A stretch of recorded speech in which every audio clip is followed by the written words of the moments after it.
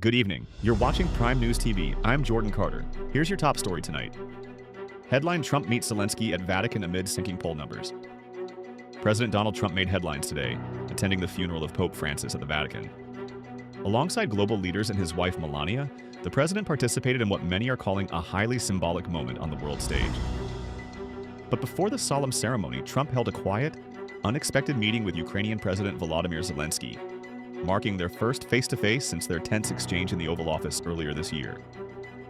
Seated beneath a mosaic in St. Peter's Basilica, the two men conferred briefly, joined at one point by French President Emmanuel Macron. Soon after, President Trump took to Truth Social, expressing doubt over Russian President Vladimir Putin's intentions. He wrote, "It makes me think that maybe he doesn't want to stop the war. He's just tapping me along." Zelenskyy described the meeting as potentially historic if it leads to real cooperation.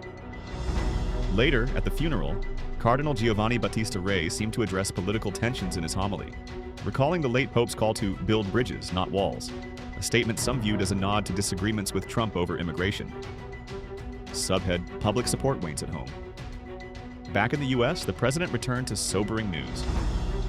His approval ratings are at historic lows for a leader approaching the 100-day mark of a second term.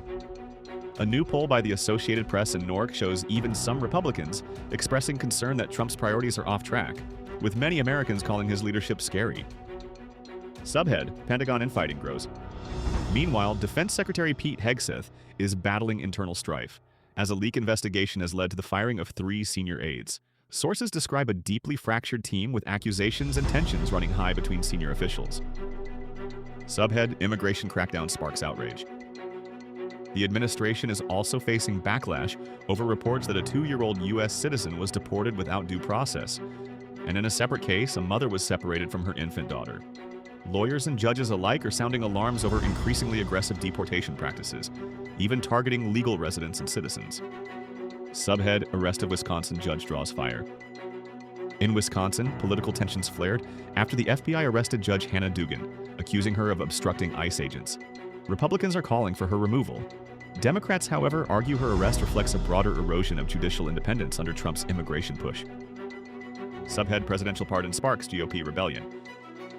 And in Nevada, a surprising rift has opened within Trump's own base.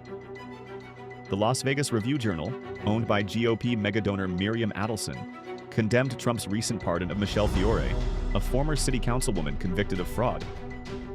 Fiore had misused charitable donations to pay for cosmetic surgery in her daughter's wedding. The paper called the pardon a debasement of presidential power. Subhead: Other headlines. Elsewhere, major cuts to pandemic infrastructure by Health Secretary Robert F. Kennedy Jr. are now being linked to the worst measles outbreak the U.S. has seen in 25 years. And tributes are pouring in for Virginia Giuffre, a survivor and prominent voice in the Jeffrey Epstein case, who died by suicide on Friday. Her family described her as a fierce warrior in the fight against sex trafficking.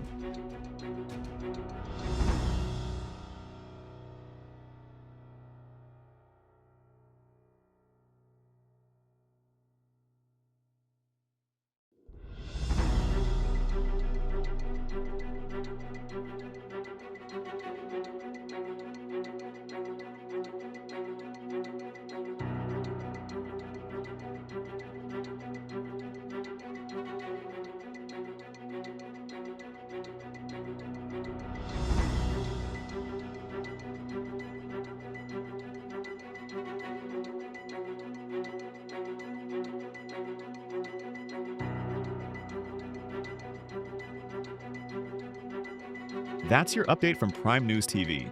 For more on these developing stories, visit our website or follow us on social media. I'm Jordan Carter. Stay safe and stay informed.